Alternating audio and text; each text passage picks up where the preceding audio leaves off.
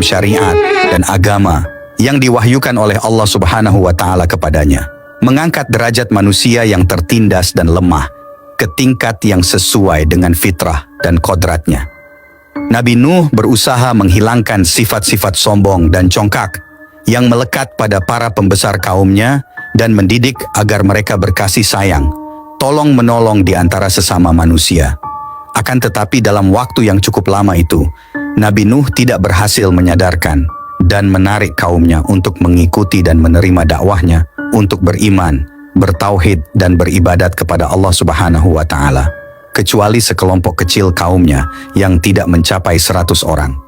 Walaupun ia telah melakukan tugasnya dengan segala daya usahanya dan sekuat tenaganya dengan penuh kesabaran dan kesulitan menghadapi penghinaan, ejekan, dan cercaan makian kaumnya, karena ia mengharapkan akan datang masanya di mana kaumnya akan sadar diri dan datang mengakui kebenarannya dan kebenaran dakwahnya. Harapan Nabi Nuh akan kesadaran kaumnya ternyata makin hari makin berkurang, dan bahwa sinar iman dan takwa tidak akan menembus ke dalam hati mereka yang telah tertutup rapat oleh ajaran dan bisikan iblis. Lenyaplah sisa harapan Nabi Nuh dari kaumnya dan habislah kesabarannya. Ia memohon kepada Allah Subhanahu wa Ta'ala agar menurunkan azabnya di atas kaumnya yang berkepala batu, lalu berkata, "Ya Allah, janganlah engkau biarkan seorang pun daripada orang-orang kafir itu hidup dan tinggal di atas bumi ini. Mereka akan berusaha menyesatkan hamba-hambamu. Jika engkau biarkan mereka tinggal, dan mereka tidak akan melahirkan dan menurunkan selain anak-anak yang berbuat maksiat dan anak-anak yang kafir seperti mereka." Lalu doa Nabi Nuh dikabulkan oleh Allah Subhanahu wa Ta'ala dan permohonannya diluluskan dan tidak perlu lagi menghiraukan dan mempersoalkan kaumnya, karena mereka itu akan menerima hukuman Allah dengan mati tenggelam.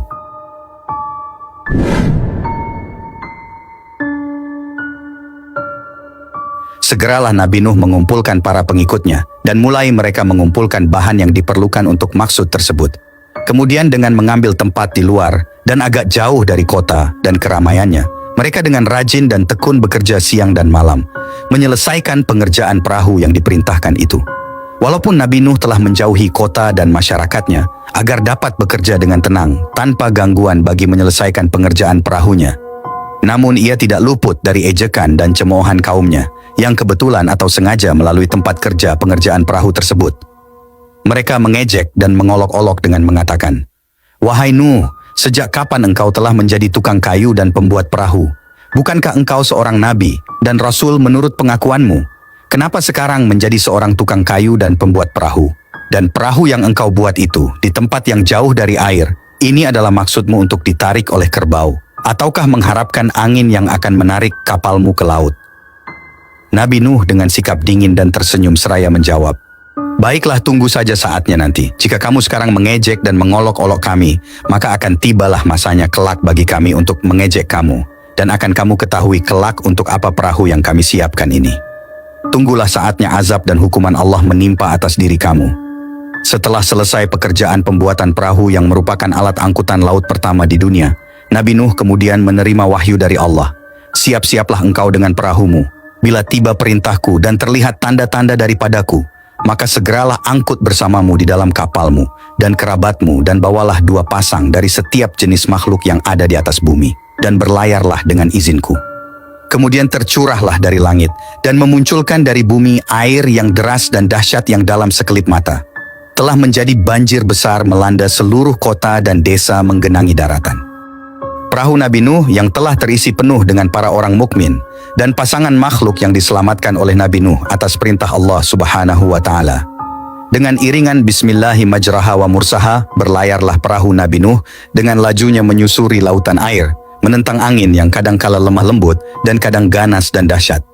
Di kanan kiri perahu, terlihatlah orang-orang kafir bergelut melawan gelombang air yang menggunung berusaha menyelamat diri dari cengkraman maut yang sudah sedia menerkam mereka di dalam lipatan gelombang-gelombang itu. Tatkala Nabi Nuh berada di atas geladak perahu memperhatikan cuaca dan melihat-lihat orang-orang kafir dari kaumnya sedang bergelimpangan di atas permukaan air, tiba-tiba terlihatlah olehnya tubuh putra sulungnya yang bernama Kanaan timbul tenggelam, dipermainkan oleh gelombang yang tidak menaruh belas kasihan kepada orang-orang yang sedang menerima hukuman Allah Subhanahu wa Ta'ala itu. Pada saat itu, tanpa disadari, timbullah rasa cinta dan kasih sayang seorang ayah terhadap putra kandungnya yang berada dalam keadaan cemas, menghadapi maut ditelan gelombang. Nabi Nuh spontan terdorong oleh suara hati kecilnya berteriak. Dengan sekuat tenaga suaranya memanggil putranya. "Wahai anakku, datanglah kemari dan gabungkan dirimu bersama keluargamu. Bertaubatlah engkau dan berimanlah kepada Allah agar engkau selamat dan terhindar dari bahaya maut yang engkau jalani hukuman Allah Subhanahu wa Ta'ala." Kanaan putra Nabi Nuh yang tersesat dan telah terkena racun rayuan syaitan dan hasutan kaumnya yang sombong dan keras kepala itu menolak dengan keras ajakan dan panggilan ayahnya yang menyayanginya dengan kata-kata yang menentang. "Biarkanlah aku dan pergilah, jauhilah aku tidak sudi berlindung di atas geladak perahumu. Aku akan dapat menyelamatkan diriku sendiri dengan berlindung di atas bukit yang tidak akan dijangkau oleh air bah ini." Nuh menjawab, "Percayalah bahwa tempat satu-satunya yang dapat menyelamatkan engkau ialah bergabung dengan kami di atas perahu ini. Tidak akan ada yang dapat melepaskan diri dari hukuman Allah yang telah ditimpakan ini, kecuali orang-orang yang memperoleh rahmat dan keampunannya." Setelah Nabi Nuh mengucapkan kata-katanya, tenggelamlah Kanaan, disambar gelombang yang ganas, dan lenyaplah ia dari pandangan mata ayahnya, tenggelamlah ke bawah lautan air, mengikut kawan-kawannya dan pembesar-pembesar kaumnya yang durhaka itu. Nabi Nuh bersedih hati dan berduka cita atas kematian putranya, dalam keadaan kafir, tidak beriman dan belum mengenal Allah Subhanahu wa Ta'ala. Beliau berkeluh kesah dan berseru kepada Allah, "Ya Tuhanku, sesungguhnya putraku itu adalah darah dagingku dan adalah bahagian dari keluargaku, dan sesungguhnya janjimu adalah janji benar, dan engkaulah maha hakim yang maha berkuasa."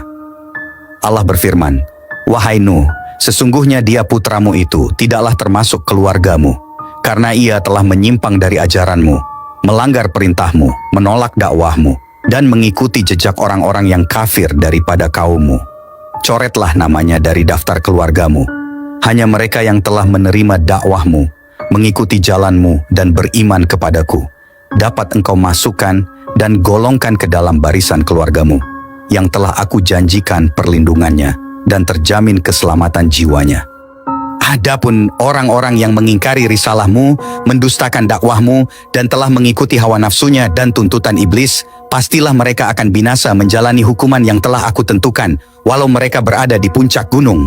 Maka janganlah engkau sesekali menanyakan tentang sesuatu yang engkau belum ketahui. Aku ingatkan, janganlah engkau sampai tergolong ke dalam golongan orang-orang yang bodoh." Nabi Nuh sadar segera setelah menerima teguran dari Allah Subhanahu wa Ta'ala bahwa cinta kasih sayangnya kepada anaknya telah menjadikan ia lupa akan janji dan ancaman Allah terhadap orang-orang kafir termasuk putranya sendiri. Ia sadar bahwa ia tersesat pada saat ia memanggil putranya untuk menyelamatkannya dari bencana banjir, yang didorong oleh perasaan naluri darah yang menghubungkannya dengan putranya. Padahal sepatutnya cinta dan taat kepada Allah harus mendahului cinta kepada keluarga dan harta benda. Ia sangat sesalkan kelalaian dan kealpaannya itu dan menghadap kepada Allah, memohon ampun dan maghfirahnya dengan berkata, "Ya Allah, ya Tuhanku, aku berlindung kepadamu dari godaan syaitan yang terlaknat.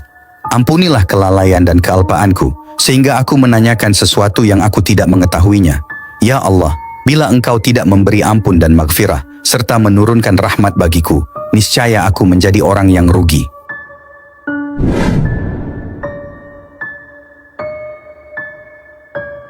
Terdapat dua orang istri Nabi yang diazab oleh Allah Subhanahu wa Ta'ala karena durhaka kepadanya. Salah satunya adalah istri Nabi Nuh alaihi salam. Lalu, bagaimanakah kisah istri Nabi Nuh yang durhaka itu? Disebutkan di dalam Al-Quran, istri Nabi Nuh dan Nabi Lut adalah dua perempuan yang durhaka kepada Allah Subhanahu wa Ta'ala dan kepada suaminya. Tentu saja, mereka pasti mendapat azab darinya, meskipun menyandang gelar istri Nabi, sebab Allah Maha Adil.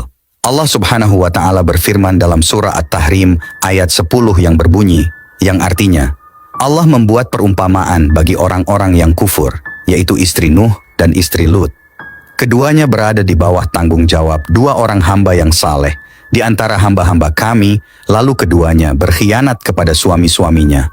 Mereka, kedua suami itu, tidak dapat membantunya sedikit pun dari siksaan Allah dan dikatakan kepada kedua istri itu, "Masuklah kamu berdua ke neraka bersama orang-orang yang masuk neraka."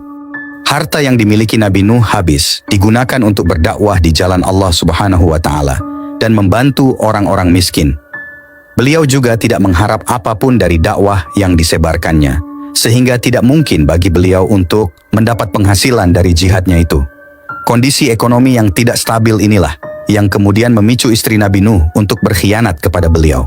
Konon disebutkan bahwa pada saat rumah tangga yang tidak stabil itulah datang seorang nenek hendak menyogok istri Nabi Nuh. Nenek itu membawa setumpuk uang kepada istri Nabi Nuh dengan syarat dia bersedia menjadi mata-mata pemuka kaum Nabi Nuh yang durhaka. Ternyata nenek tadi adalah setan yang menyamar menjadi manusia. Istri Nabi Nuh yang durhaka ini tentu menerima dengan senang hati tawaran tersebut. Akhirnya ia pun menjadi pengkhianat yang melaporkan setiap aktivitas dakwah Nabi Nuh kepada orang-orang kafir. Terlebih lagi, istri Nabi Nuh juga berhasil mempengaruhi dan mendidik anaknya yang bernama Kan'an untuk juga turut durhaka kepada ayahnya. Usahanya untuk mengkafirkan anaknya yang lain, Sem, Ham, dan Yafits, gagal. Mereka tetap berada di jalan Allah Subhanahu wa Ta'ala. Setelah air bah itu mencapai puncak keganasannya dan habis binasalah kaum Nabi Nuh yang kafir dan zalim, sesuai dengan kehendak dan hukum Allah Subhanahu wa Ta'ala, surutlah lautan air diserap bumi. Kemudian berlabuhlah perahu Nuh di atas bukit Judi.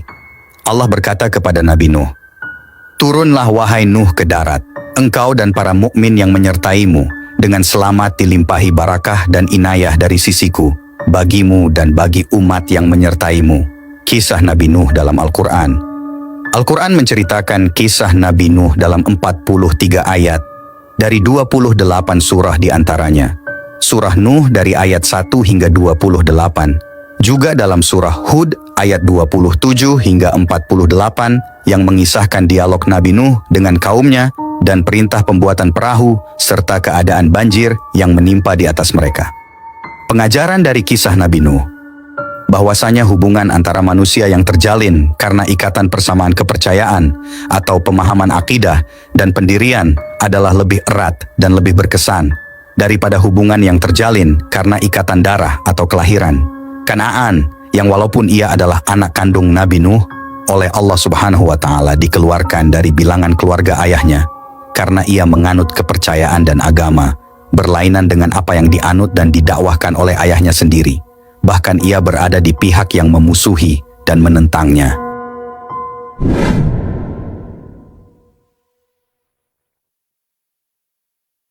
Hembusan angin sore di sebuah lembah dekat Karak membawa aroma keabadian. Nabi Nuh alaihissalam yang telah mengabdikan dirinya dalam dakwah selama hampir 1000 tahun, kini duduk di atas hamparan kain ditemani putra-putranya. Wajahnya penuh kedamaian, namun cahaya matanya mencerminkan kedalaman pengetahuan dan pengalaman yang luar biasa. Ia tahu waktunya di dunia sudah hampir habis dan pesan-pesan terakhir yang akan ia sampaikan akan menjadi warisan berharga untuk anak-anaknya dan seluruh keturunannya. Nabi Nuh alaihissalam memanggil putra-putranya dengan lembut, mengisyaratkan mereka untuk mendekat. Kedua anaknya yang telah tumbuh dewasa di bawah bimbingan ayahnya duduk dengan penuh khidmat di hadapan beliau. Nabi Nuh menghela napas panjang, seolah mengumpulkan semua hikmah yang telah dikumpulkan sepanjang hidupnya. Nabi Nuh berkata dengan suara yang tenang, tetapi syarat makna, "Anak-anakku, saatku untuk meninggalkan dunia ini hampir tiba. Aku ingin kalian mendengarkan wasiatku dengan baik. Wasiat ini bukan hanya untuk kalian, tapi juga untuk generasi-generasi setelah kalian." Kedua putranya mengangguk dengan penuh perhatian. Mata mereka berkaca-kaca mendengar suara ayah yang mereka cintai. Nabi Nuh alaihissalam melanjutkan, "Aku perintahkan kalian untuk melakukan 2 perkara dan melarang kalian dari 2 perkara lainnya. Dengarkan ini dengan hati yang terbuka." Dia berhenti sejenak, menatap dalam-dalam ke mata kedua putranya, seolah menegaskan bahwa apa yang akan dia katakan adalah mutiara yang tak ternilai. "Pertama, aku melarang kalian mempersekutukan Allah," ucap Nabi Nuh. Suaranya menjadi lebih serius. "Karena tidak ada dosa yang lebih besar di sisinya. Allah itu Maha Esa dan mempersekutukannya hanya akan membawa kehancuran dan penderitaan." Putra sulungnya mengangguk, sementara air mata sudah tampak menggenang di matanya. Ia sadar betapa berat dosa syirik dalam agama mereka. Yang kedua, lanjut Nabi Nuh, aku melarang kalian dari kesombongan. Takabur hanya akan menjauhkan hati kita dari rahmat Allah Subhanahu wa Ta'ala. Jadilah hamba yang rendah hati, anak-anakku. Mereka menundukkan kepala, menerima setiap kata yang diucapkan dengan penuh perasaan. Dan aku perintahkan kalian untuk membaca kalimah La ilaha illallah. Lanjut Nabi Nuh, suaranya kini lebih lembut namun penuh ketegasan. Karena kalimah ini lebih berat daripada seluruh langit dan bumi jika diletakkan di timbangan. Bahkan jika langit dan bumi dijadikan satu dan diletakkan bersama kalimah ini, kalimah itu akan memotongnya dan membelahnya. Kedua putranya tercengang mendengar penjelasan itu. Nabi Nuh tersenyum melihat kekaguman di wajah mereka, lalu ia melanjutkan, aku juga perintahkan kalian untuk selalu membaca Subhanallah wa bihamdihi. Katanya, karena kalimat ini adalah doa yang membuat seluruh makhluk mendapat rezeki. Jangan pernah abaikan zikir ini anak-anakku, sebab itulah yang akan menjadi perisai dan sumber kekuatan bagi kalian. Nabi Nuh alaihissalam menarik napas panjang, lalu menasihati kedua putranya dengan kata-kata yang penuh hikmah. Peliharalah ibadah kalian kepada Allah Subhanahu wa Ta'ala, dan Dia akan memelihara kalian. Ketika kalian meminta, mintalah hanya kepada Allah Subhanahu wa Ta'ala. Ketahuilah bahwa seandainya seluruh bangsa berkumpul untuk menimpakan keburukan kepada kalian tanpa kehendak Allah Subhanahu wa Ta'ala, mereka tak akan mampu melakukannya. Sebaliknya, jika mereka ingin memberikan manfaat tanpa kehendaknya, mereka tak akan berhasil. Semua yang terjadi adalah atas ketetapannya. Kedua putranya menahan napas, menyadari betapa dalam dan luasnya pemahaman ayah mereka tentang kehidupan dan keimanan. Beramallah dengan sebaik-baiknya sebagai ungkapan rasa syukur. Ingatlah bahwa kesabaran dalam menghadapi apa yang tak kalian sukai mengandung kebaikan yang besar. Pertolongan Allah Subhanahu wa Ta'ala datang bersama kesabaran, dan sesudah kesulitan pasti ada kemudahan. Ayah, kami akan selalu ingat wasiatmu, ucap putra bungsu Nabi Nuh alaihissalam. Suaranya bergetar. Kami tak akan mengabaikan nasihat ini. Nabi Nuh tersenyum tipis, menganggukkan kepalanya, lalu mengusap kepala putranya dengan kasih sayang yang dalam. Anak-anakku, semoga Allah selalu membimbing kalian. Beberapa hari kemudian, saat malam mulai larut, Nabi Nuh sedang beristirahat di kamarnya ketika sebuah suara lembut menyapanya. Assalamualaikum ya Nabi Allah. Nabi Nuh terbangun dan jantungnya berdegup kencang. Di hadapannya berdiri sosok berwibawa dengan aura kedamaian, malaikat maut. Waalaikumsalam, jawab Nabi Nuh pelan, matanya menatap penuh tanya. Siapakah engkau, wahai sosok yang datang tanpa suara? Malaikat maut tersenyum dan berkata, aku adalah malaikat maut, datang untuk mencabut nyawamu, wahai Nabi Allah. Mendengar itu, bibir Nabi Nuh bergetar dan ia merasa tubuhnya menggigil. Tak disangkanya akhirnya ia bertemu dengan utusan yang akan membawanya kembali kepada Sang Pencipta. Apakah engkau masih mencintai dunia ini, wahai Nuh Nabi Allah? Tanya malaikat maut, melihat Nabi Nuh yang tampak gelisah. Nabi Nuh menggeleng pelan, lalu tersenyum pahit. Sesungguhnya aku menemukan dunia ini hanya seperti rumah yang mempunyai dua pintu. Aku masuk dari satu pintu, dan aku keluar dari pintu yang lainnya. Betapa singkat dan cepat berlalu. Malaikat maut mengangguk, lalu mengeluarkan sebuah gelas dari surga yang berisi minuman. Minumlah ini, katanya lembut, agar rasa takutmu hilang dan hatimu tentram. Dengan tangan yang bergetar, Nabi Nuh menerima gelas itu dan meminumnya. Begitu air surga itu mengalir di tenggorokannya, kedamaian melingkupi dirinya. Perlahan-lahan ia terkulai, dan dalam ketenangan, Nabi Nuh menghembuskan nafas terakhirnya. Kedua putra Nabi Nuh alaihissalam datang segera setelah mendengar kabar duka. Dengan penuh bakti, mereka memandikan jenazah ayah mereka, mengafaninya, dan mensalatkannya dengan air mata yang tak henti mengalir. Setiap tahapan dilakukan dengan penuh hormat dan cinta, mengenang setiap ajaran dan petuah yang telah diberikan oleh ayah mereka selama ini. Di suatu pagi yang cerah, mereka mengantar jenazah Nabi Nuh alaihissalam ke tempat peristirahatan terakhir di sebuah lembah. Di tempat itu, mata air mengalir tenang, seolah ikut meratapi kepergian salah satu hamba Allah yang paling setia. Wasiat Nabi Nuh alaihissalam kepada putranya terus hidup, diteruskan dari generasi ke generasi sebagai pelita bagi hati yang merindukan petunjuk. Kekuatan kalimat La ilaha illallah menjadi tonggak yang memperkokoh iman setiap jiwa yang mengikuti jejaknya. Hingga kini, kisahnya tetap abadi, mengajarkan bahwa dunia hanyalah sementara dan kesabaran tawakal, serta keimanan adalah kunci dari setiap perjalanan hidup manusia. Demikianlah kisah perjalanan hidup Nabi Nuh alaihi salam, seorang hamba yang penuh ketabahan dan kesabaran dalam menghadapi ujian dari Allah. Perjuangannya mengajak umatnya kembali ke jalan yang benar, dan perjuangannya menghadapi banjir besar adalah teladan yang tak ternilai. Meski sebagian besar kaumnya menolak, Nabi Nuh alaihi salam tetap setia pada perintah Allah Subhanahu wa taala hingga akhir hayatnya. Kisah ini mengajarkan kepada kita arti pentingnya keteguhan iman, ketulusan dalam dakwah, serta pentingnya bersabar di tengah cobaan. Semoga kita semua bisa mengambil pelajaran dari kisah Nabi Nuh alaihissalam, bahwa kebenaran dan kesabaran akan selalu membawa keberkahan bagi kita yang beriman. Terima kasih telah mengikuti kisah ini. Semoga kita semua senantiasa diberi kekuatan oleh Allah Subhanahu wa taala untuk meneladani kesabaran dan keteguhan Nabi Nuh alaihissalam dalam ketaatan. Akhir kata, wassalamualaikum warahmatullahi wabarakatuh.